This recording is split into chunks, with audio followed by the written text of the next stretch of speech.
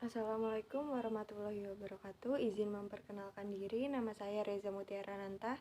Saya dari kelas 3C, NPM saya 2131151. Di sini saya akan menjelaskan beberapa hal mengenai identifikasi anion. Pengertian anion sendiri adalah ion atau gugus yang memiliki muatan negatif. Reaksi asam anion digunakan untuk memudahkan reaksi asam-asam organik. Tujuan identifikasi anion adalah analisa yang bertujuan untuk menganalisa adanya ion dalam sampel. Sifat-sifat anion ada 3, yaitu sifat-sifat asam basa, sifat redoks, dan kesetimbangan larutan. Prinsip percobaan. Anion merupakan unsur non-logam yang bermuatan negatif. Metode yang digunakan untuk mengidentifikasi anion ini adalah analisis kimia kualitatif anorganik. Ion-ion diidentifikasi menurut sifat fisika dan kimianya. Cara identifikasi anion tidak begitu sistematik seperti pada identifikasi kation. Salah satu cara penggolongan anion adalah pemisahan anion berdasarkan kelarutan garam-garam perak, garam-garam kalsium, barium, dan seng.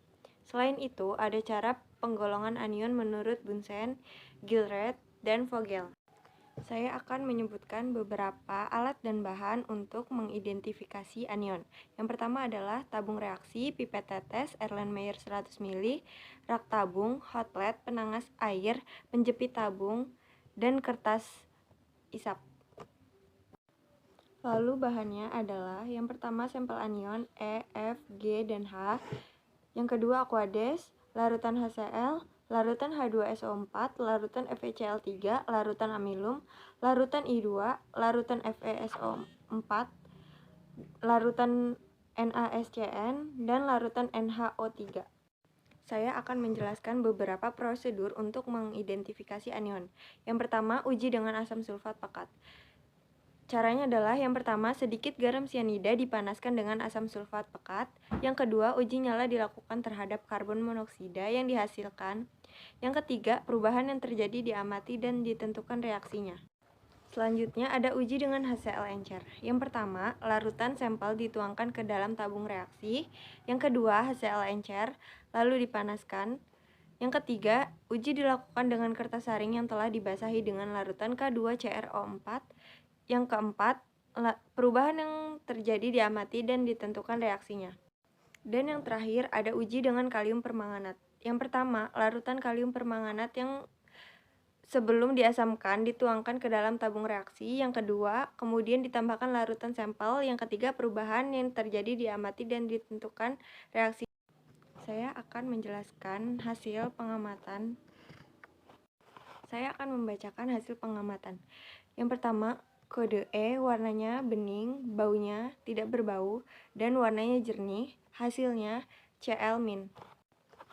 Yang kedua, F warnanya menjadi ungu dan tidak berbau dan berwarna. Hasilnya MnO4. Dari sampel G warnanya menjadi bening, uji fisiknya tidak berbau, kejernihannya jernih, hasilnya S2O3 2-. Yang keempat, sampel dari H warnanya menjadi bening dan berbau cuka dan warnanya jernih. Hasilnya CH3COO. Saya akan sedikit membahas mengenai sampel E.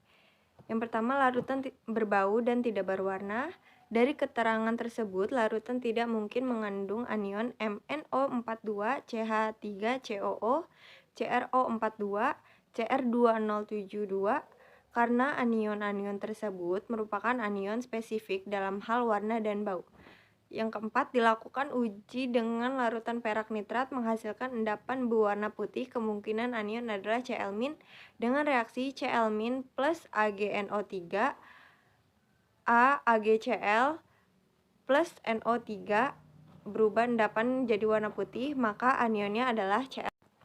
Sekian penjelasan yang dapat saya jelaskan. Mohon maaf jika ada kekurangan. Terima kasih sudah menonton. Saya akhiri. Wassalamualaikum warahmatullahi wabarakatuh.